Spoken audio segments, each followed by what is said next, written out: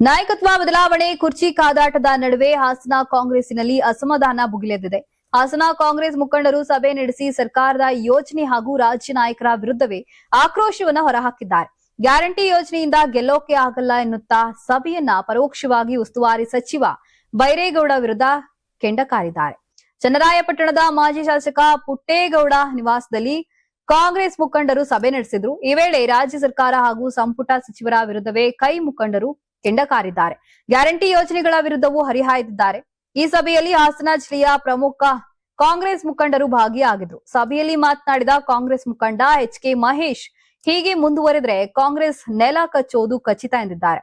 HK. Mahesh ಮಾಹಿತಿಗೆ ಸಭೆಯಲ್ಲಿದ್ದ ಇತರ ಕಾಂಗ್ರೆಸ್ಸಿಗರು ಮುಖಂಡರು ಕೂಡ ಧ್ವನಿಗೂಡಿಸಿದ್ರು ಎಂದು ತಿಳಿದು ಬಂದಿದೆ. ಇದೇ ವೇಳೆ ಮಾತನಾಡಿದ ಕಾಂಗ್ರೆಸ್ ಮುಖಂಡ ಎಚ್.ಕೆ. ಮಹೇಶ್, ಸಿದ್ದರಾಮಯ್ಯ ಅವರ ಬಳಿ ಹೋಗೋಣ, ಆದ್ರೆ ಅವ್ರು ತಾನೇ ಏನ್ ಮಾಡ್ತಾರೆ, ಕರೆಸಿ ಮಾತಾಡೋಣ ಅಂತಾರೆ. ಪಕ್ಷವನ್ನ ಮೇಲಕ್ಕೆತ್ತುವ ಆಸಕ್ತಿ ರಾಜ್ಯ ಮಟ್ಟದ ನಾಯಕರಿಗೆ ಇಲ್ಲ.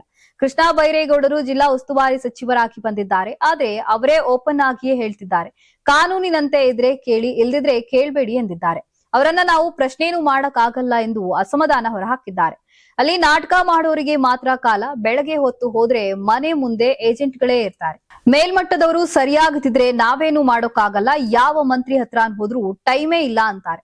ನೀವು ಕೊಡ್ತೀರಾ ಬನ್ನಿ ಅಂತಾರೆ ಕಾಂಗ್ರೆಸ್ ಮಂತ್ರಿಗಳು. ಹಣ ಎಲ್ಲಿದೆ, ಕೆಲಸ ಮಾಡೋದಿಲ್ಲ ಎಂದು ಪರೋಕ್ಷವಾಗಿ ಕೈ ಮುಖಂಡರು ವಾಗ್ದಾಳಿ ನಡೆಸಿದ್ದಾರೆ.